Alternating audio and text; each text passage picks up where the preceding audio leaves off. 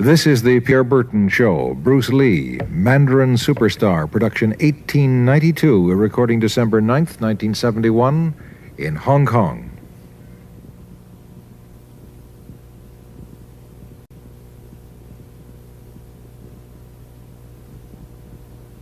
Bruce Lee faces a real dilemma. He's on the verge of stardom in the United States with a projected TV series on the horizon, but he's just achieved superstardom as a film actor here in Hong Kong. So what does he choose, the East or the West?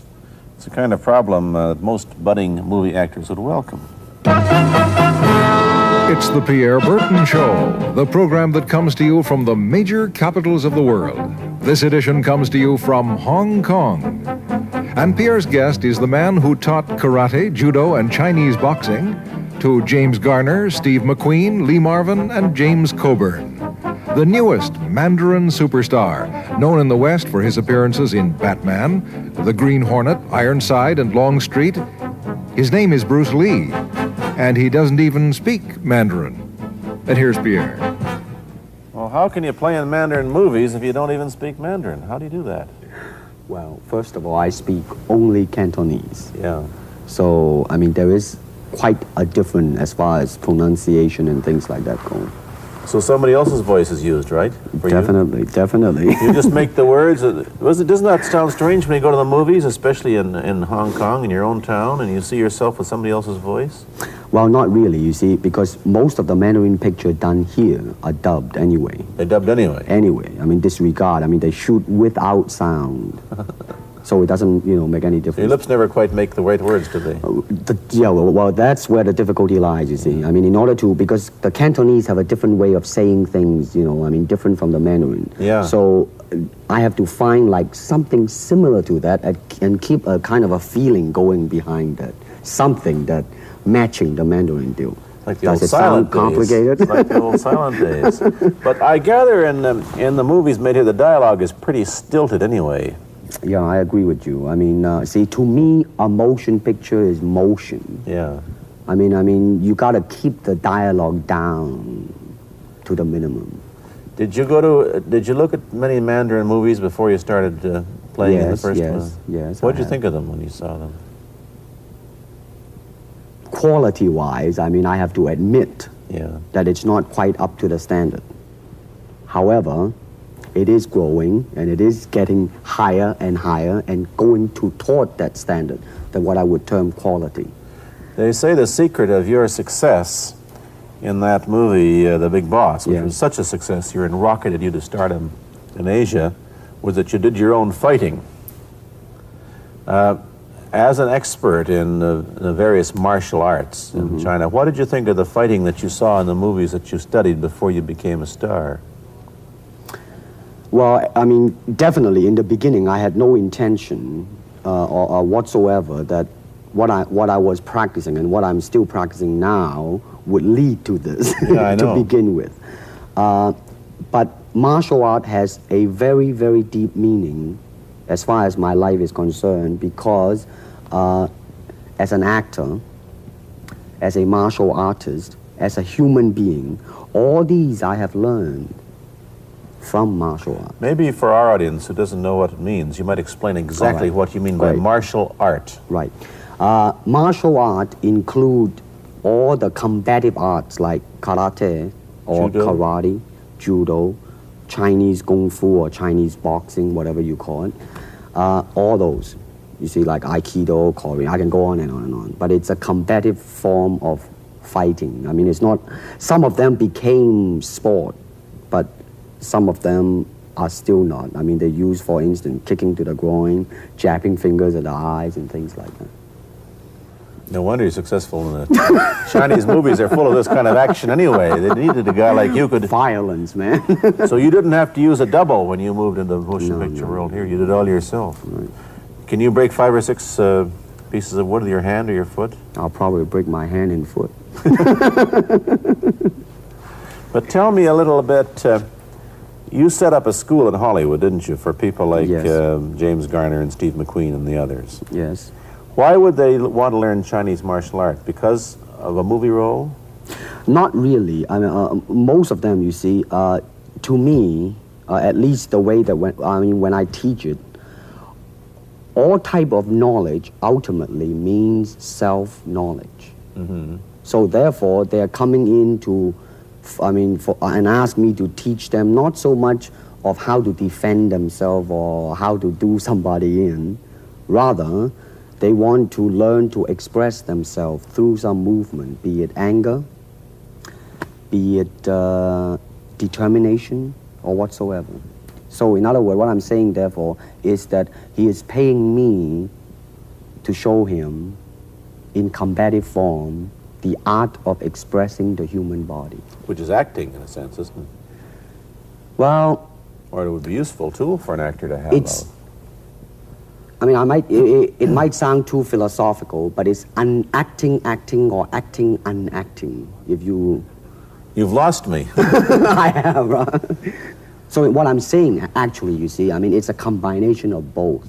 Here it is the natural instinct, and here is control. You are to combine the two in harmony. Not, if you have one to the extreme, you will be very unscientific.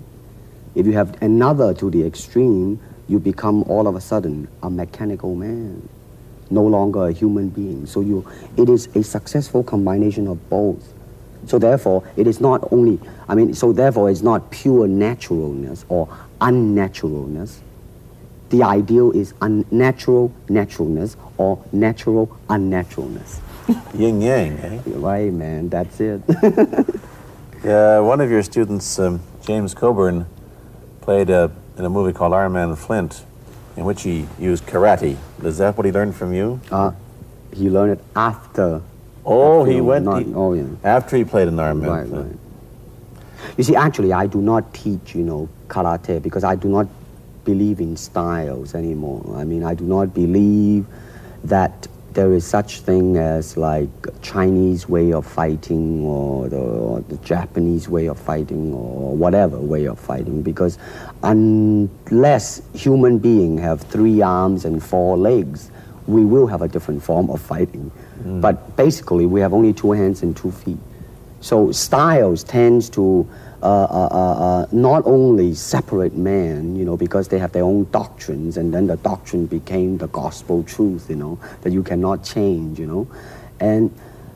But if you do not have styles, if you just say, well, here I am, as a human being, how can I express myself totally and completely? Now, that way, you won't create a style, because style is a crystallization, that way it's a process of continuing growth. You talk about Chinese boxing. How does it differ from, say, our kind of boxing? Well, first we use the feet. That's and then we use the elbow. And you use the thumb too? You name it, man. We use it all. You have to, you see, because, that is the expression of the human body. Everything, not just the hand. And when you're talking about combat, well, if it is a sport, now you're talking about something else. You have regulations, you have rules. But when you're talking about fighting as it is, no rules. With no rules. Not real fighting. Well, then, baby, you better train every part of your body. And when you do punch, now I'm leaning forward a little bit, hoping not to hurt any camera angle. You gotta put the whole hip into it and snap it and get all your energy in there and make this into a weapon. I don't want to tangle you in any dark that right now. You came at me pretty fast there. What is the difference between Chinese boxing and what we see these young men doing at 8 o'clock every morning on the rooftops in the parks called shadow boxing, which they're always... Well, actually, you see, that is part of Chinese boxing. It is. There are so many schools. Everybody here seems to be, going like this all the time. Well, that's good. I'm very glad. I'm very glad to see that, because at least somebody is caring for their own body, right? Yeah. That's a good sign. Well, it's a kind of a slow form of exercise, which is called Tai Chi Chuan. I'm speaking Mandarin just now. Yeah.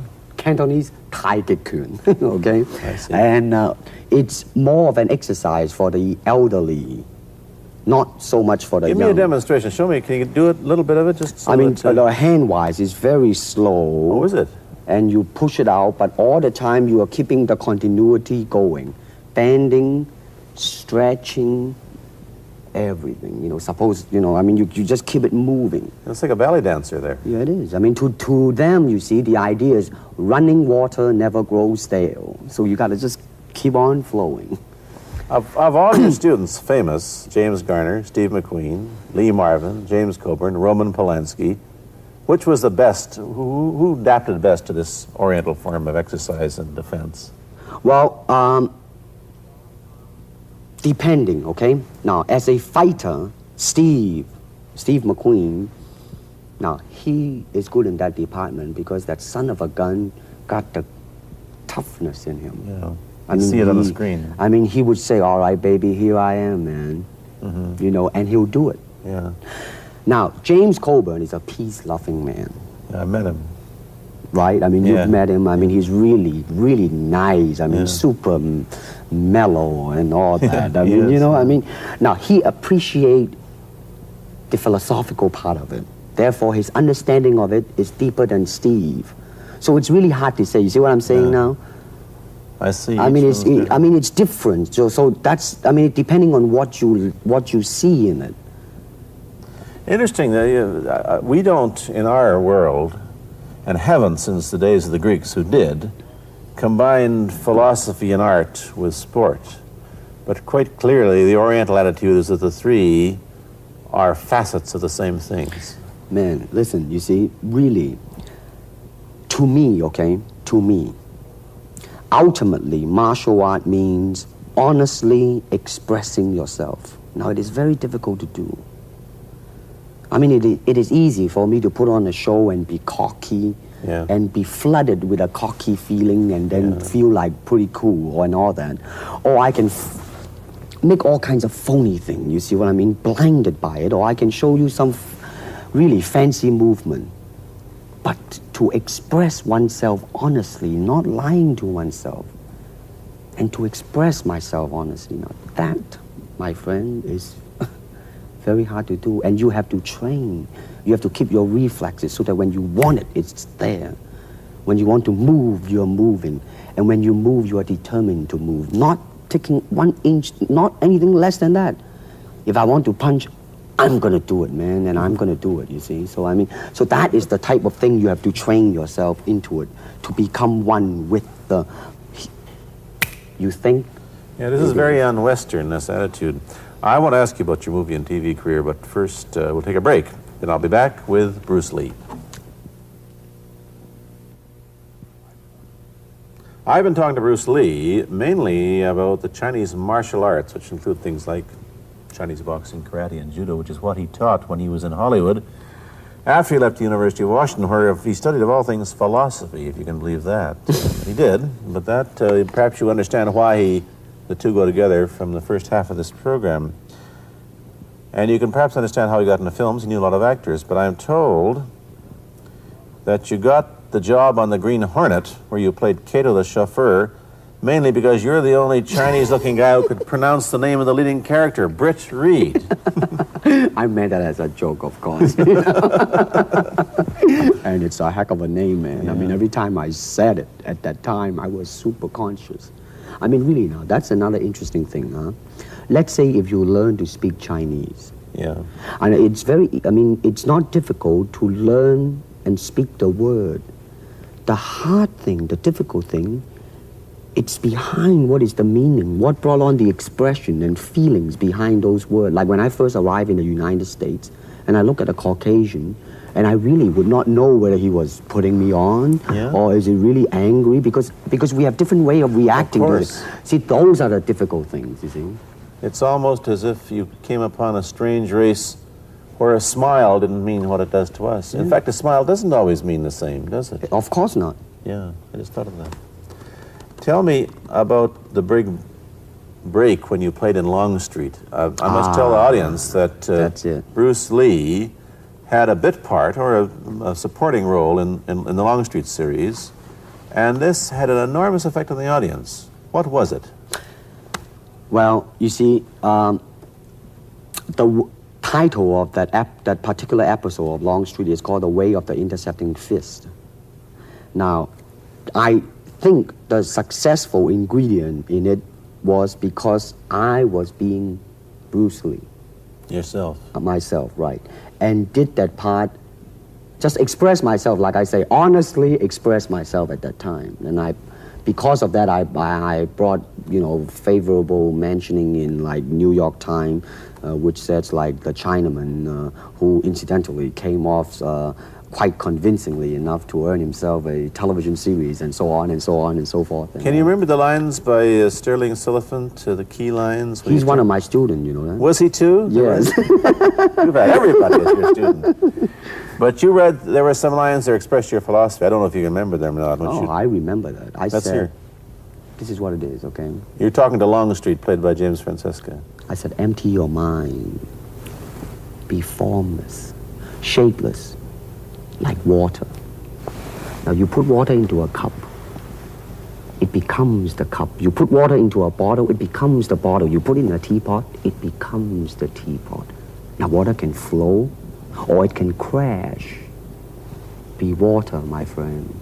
Like that, you see? No, I see. I get the idea. I get the power behind it. So now, two things have happened. First, there's a pretty good chance that you'll get a TV series in the States called The Warriors, in which you use what, the martial arts in a Western setting? That was the original idea. Now, Yeah. Paramount, I did Longstreet for Paramount, and Paramount wants me to be in a television series. On the other hand, Warner Brother wants me to be in another one, but both of them, I think, they want me to be in a modernized type of a thing.